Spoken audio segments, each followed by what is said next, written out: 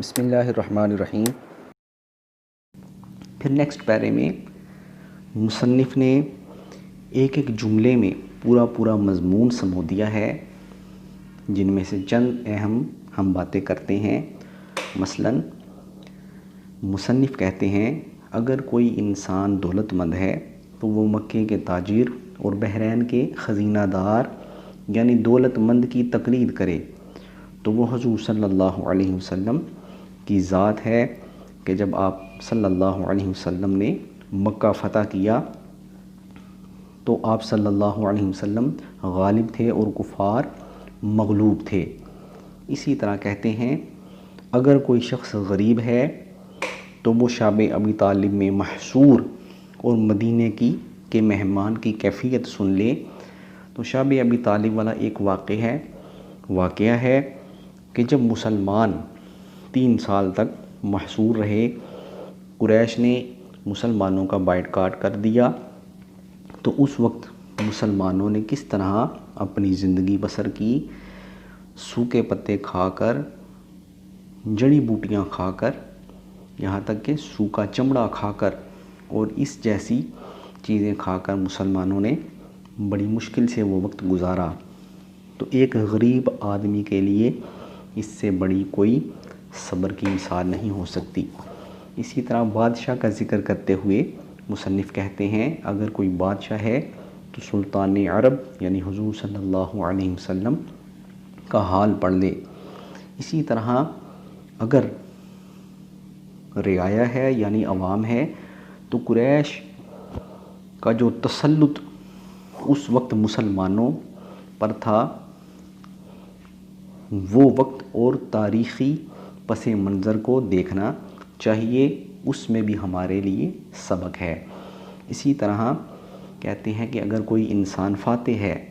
تو بدر و حنین کے سپہ سالار یعنی پیشوا پر نظر دوڑائے کہ کس طرح آپ صلی اللہ علیہ وسلم نے وہ فتوحات حاصل کی۔ اس کے برعکس اگر کوئی انسان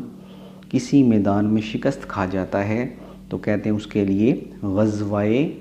احد یعنی دوسرا جو غزوہ ہے اس سے عبرت حاصل کرنی چاہیے تاکہ مستقبل کے لیے وہ شکست سے دوچار نہ ہو۔ اسی طرح استاد اور معلم کی مثال بیان کرتے ہوئے کہتے ہیں کہ وہ صفا کے درسگاہ کے معلم قدس کو دیکھ لے۔ صفا جو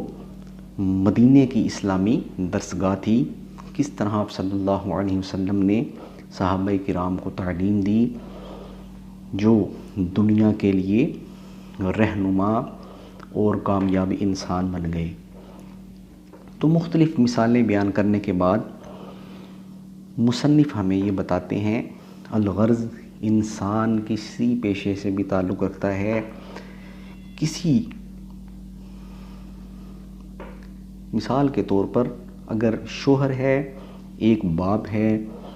یا کوئی بھی معاشرے کا انسان ہے تو اس کی زندگی کیسے گزرنی چاہیے اور کس طرح اسے دوسروں کے لیے ایک نمونہ بننا چاہیے۔ تو کہتے ہیں حضور صلی اللہ علیہ وسلم کی زندگی میں ہر انسان کے لیے، ہر گروہ کے لیے اور ہر طبقے کے لیے رہنمائی موجود ہے۔ جو حق کا متلاشی ہے، جو سچ کا متلاشی ہے، یقیناً اس کے لیے حضور صلی اللہ علیہ وسلم کی سیرت میں نجات اور کامیابی ہے۔ پھر پیج نمبر 2 کا لاسٹ پیرا اور پیج نمبر 3 کے سٹارٹ میں مصنف نے حضور صلی اللہ علیہ وسلم کی صفات بیان کی ہیں کہ ایسی کامل اور جامع یعنی عظیم ہستی جس میں مختلف صفات بھی موجود ہیں اور جس کی زندگی سے ہمیں مختلف مثالیں بھی ملتی ہیں، مثلا جو جود و سخا یعنی سخاوت کا پیکر ہو، فقر و فاقہ میں عظیم زندگی بسر کی ہو، شجاعت اور بہادری جس کی زندگی کا حصہ ہو، اور دوسری طرف رقیق القلبی یعنی نرم دلی اس کا مزاج ہو، تو مصنف کہتے ہیں اے اللہ ہمارے اندر بھی ایسی عظیم صفات پیدا کر دے، کیونکہ جب ایسی صفات پیدا ہو جاتی ہیں تو پھر بادشاہی کے ساتھ ساتھ اللہ تعالیٰ اسے عظمتیں بھی عطا فرماتے ہیں. پھر نہ صرف دنیا کی بادشاہی اس کے ہاتھ میں ہوتی ہے بلکہ مصنف نے یہاں تک کہہ دیا کہ آسمان کی بادشاہی بھی اسے مل جاتی ہے. تو کہتے ہیں پھر حضور صلی اللہ علیہ وسلم نے جب ایسے اصول اور ضوابط بنائے تو خود ان پر عمل کر کے بھی دکھایا کہ جو لوگ ان چیزوں پر عمل کریں گے یقیناً وہ کامیاب بھی ہوں گے اور ان پر چلنا یہ آسان بھی ہے، مشکل بھی ضرور ہوگا لیکن کامیابی کا راستہ یہی ہے. پھر پیج نمبر 3 کا دوسرا پیرا جس میں بڑے خوبصورت انداز میں مصنف بیان کرتے ہیں کہ حضور صلی اللہ علیہ وسلم کی مثال یا تو ایک سورج کی مانند ہے، یعنی آفتاب عالم تاب جو دنیا کو روشن کر دیتا ہے.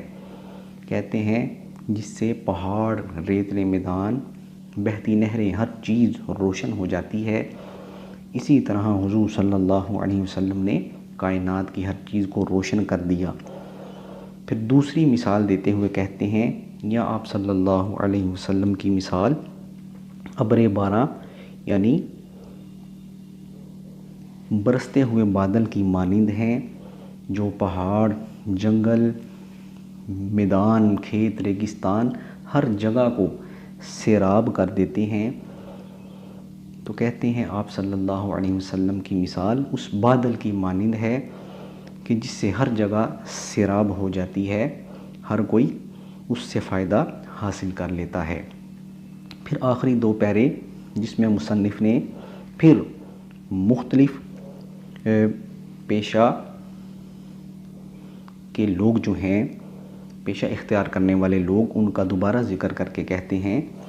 کہ اگرچہ ان کے پیشے مختلف ہیں،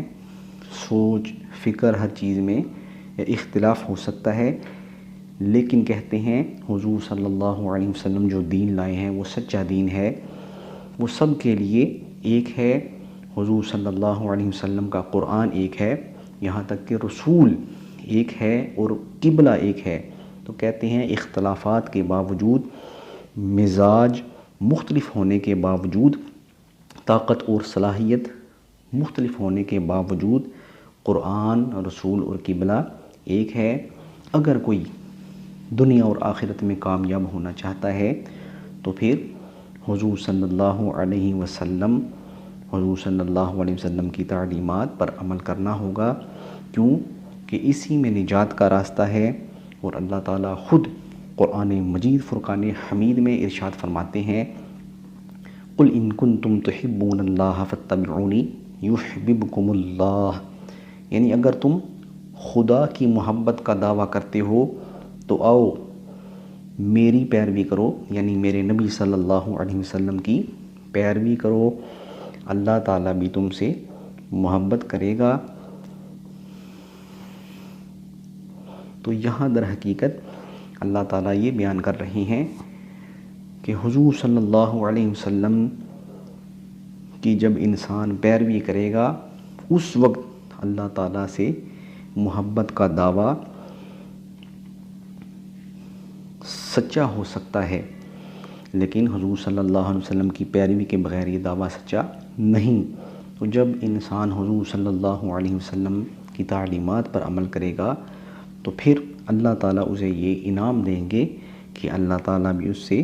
محبت کریں گے. تو ڈیئر اسٹوڈنٹس، آج کا ہمارا یہ سبق مکمل ہوتا ہے. امید ہے کہ آپ کو سبق کی سمجھ آ گئی ہوگی. اللہ تعالیٰ آپ کا حامی و ناصر ہو. والسلام علیکم ورحمۃ اللہ وبرکاتہ.